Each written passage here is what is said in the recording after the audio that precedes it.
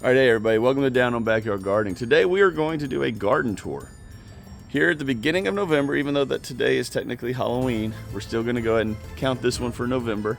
We got a lot going on out here, so I'm excited to show y'all. So sit back, relax, grab your coffee, let's do a tour.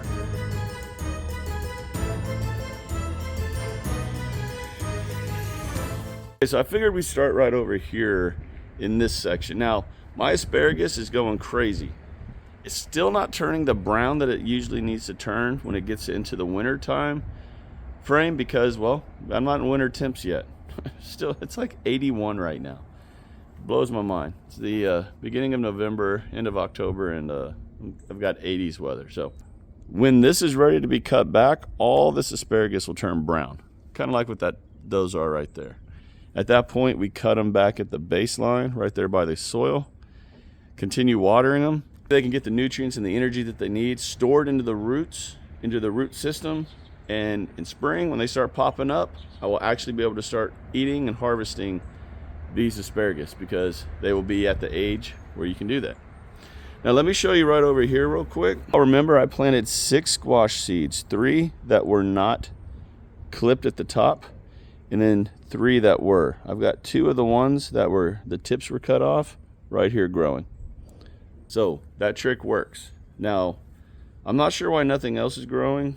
I don't know if the germination rate on those seeds are bad or if they were the old seeds. I don't remember, honestly, but I've got at least 2 growing that I clipped the tip of those seeds off of. So if you're gonna grow squash, watermelons, things of that nature, consider cutting that tip off and letting them grow. It's actually working. Swinging over this bed, y'all, has been taken over by volunteer sweet potatoes that apparently I missed when I did the harvest. And I have that one lonely corn stalk right there. Asparagus beans are still doing really good. This corner is crazy.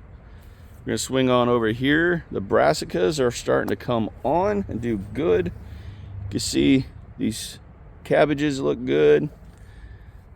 Everything over here actually looks really good.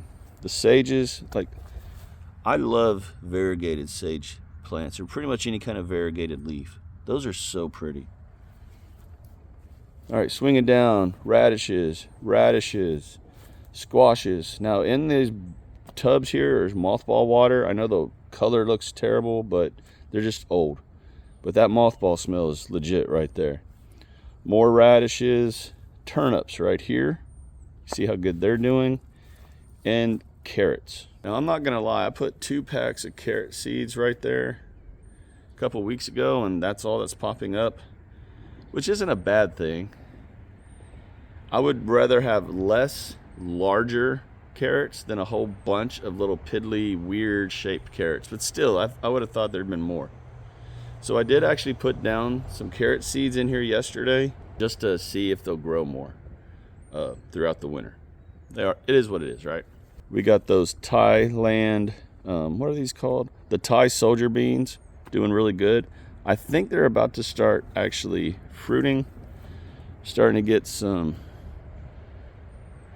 I won't say flowers yet, but I think we're close. I can't wait to see these. I think it'll be interesting. A little leaf miner damage there, but I ain't worried about that. This is where all those dwarf okra were, I took out. I need to amend this section, and I think I'm going to put in Swiss chard right here. Not sure yet. The garlic, looking good. All right, let's be real. Hashtag garlic challenge 2025. Y'all have time to jump in on this. Goes all the way until August 1st of 2025, so get your garlic in the ground. I'll put a link to that video right here explaining everything about the challenge. And yeah, so I'm off to the races here. It's looking good, y'all. Just keeping it real. All right, more carrots over here. These are those purple carrots.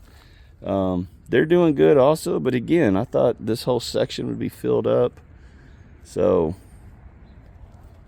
definitely a little confused on that. Not sure why some grew and some didn't. But carrots are kind of finicky, y'all. Kind of finicky. All right, that crazy corner full of pollinating, attracting flowers.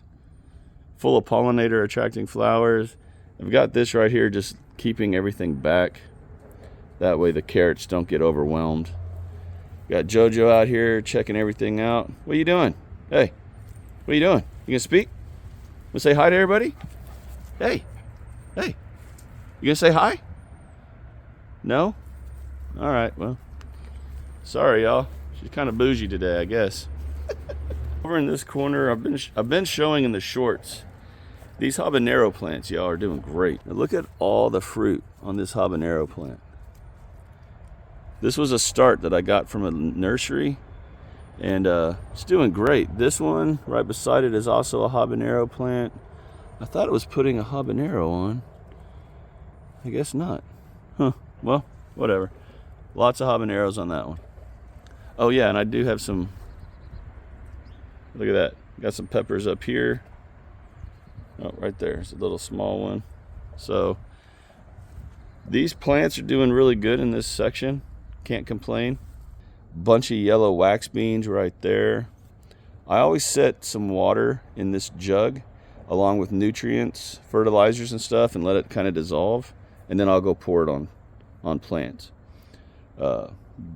Bean plants right back here, those zipper beans, and then those are all blackberry plants that just aren't putting anything on in the fall. I guess that's normal.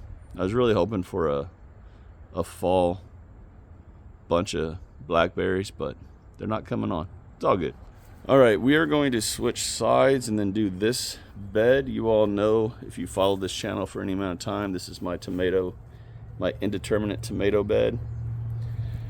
At this time of year, I just put other stuff in here to keep stuff growing in this bed at all times. All right, right here in the corner, look at these beautiful cosmoses, y'all. I honestly do not remember planting these, but man, they are beautiful. We got some late season yellow boy tomatoes. Look at all them doing really, really well. Very happy there. And then these are those squash plants that I've been trying to grow for a couple years. These are a red kukuri. I think I'm pronouncing that right.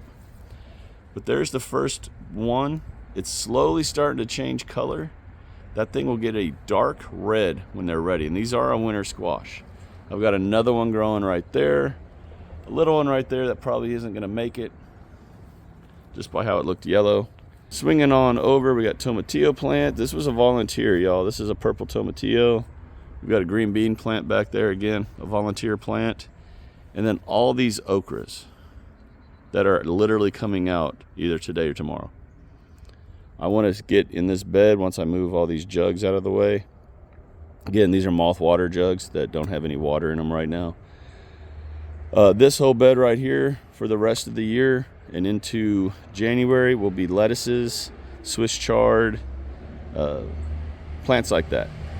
Fall weather plants. This I wanted to show you. If you remember, I planted this upside down tomato. Well, look at it. It's finally growing down. But only because it's got tomatoes on it. I started to weigh it down. Now this thing was actually up right here. But 2 days ago, it kind of just fell down. The stalk does not look hurt at all. So I've just left it alone because it's finally doing what I wanted it to do. Grow down. Got the purple basil up there. Basil everywhere, so there's no hornworms anywhere. Very important. Okay, now this bed. This has been my eggplant bed all year.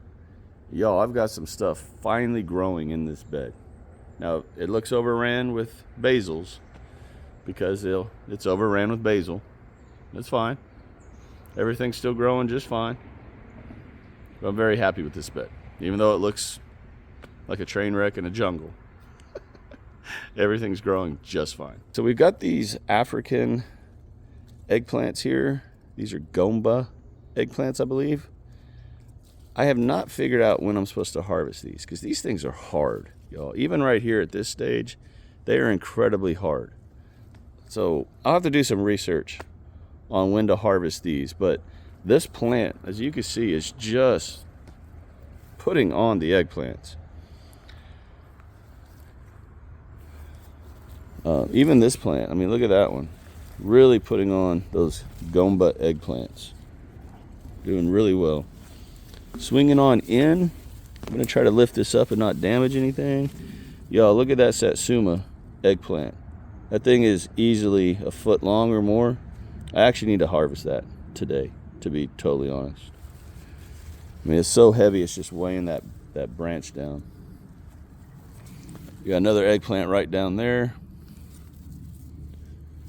Lots and lots and lots of basil. Look at this Thailand, or a Thai purple ribbed eggplant right there. All these basils just going crazy, bringing in all the pollinators, y'all. This Carolina Reaper plant just staying alive, but it will not put on fruit. I'm so annoyed. Puts on the flowers, as you can see, will not put on fruit.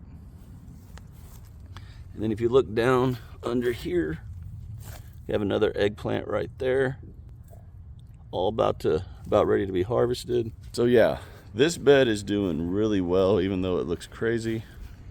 Are you gonna speak? Huh? You say hi to your fans? Say hi? They gonna make you famous? She's finally speaking to me. Got a baby Satsuma eggplant right there. Hey y'all, if you haven't seen the video where I did the harvest and taste on those Satsuma eggplants, I'll put a link to that video right here. That is my favorite eggplant, by far, hands down. Such a good tasting eggplant. You got more pepper plants right through here. This other habanero plant that is actually putting on a habanero. There we go. So this one's starting to fruit. More of these beautiful cosmoses and these cardinal basils that I just absolutely love for that reason right there. Look at that.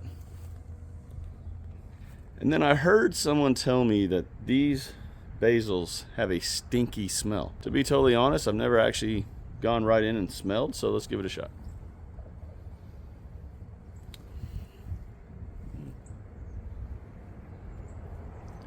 Well, it definitely has a basil smell. I won't say it's stinky, but it's definitely not what I'm used to as a basil smell. But if you rub the leaves, basil, y'all. What? What are you gonna say?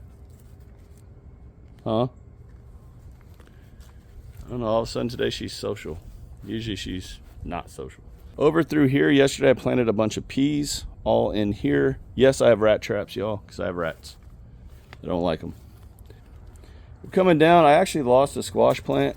I used to have another squash plant right here. It completely died because vine borer got into it. I was very not happy when I saw that.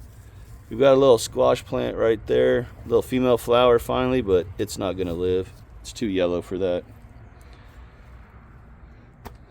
Got some cucumbers over there, not doing well, is what it is. Container garden is actually doing really well. I've honestly harvested a lot of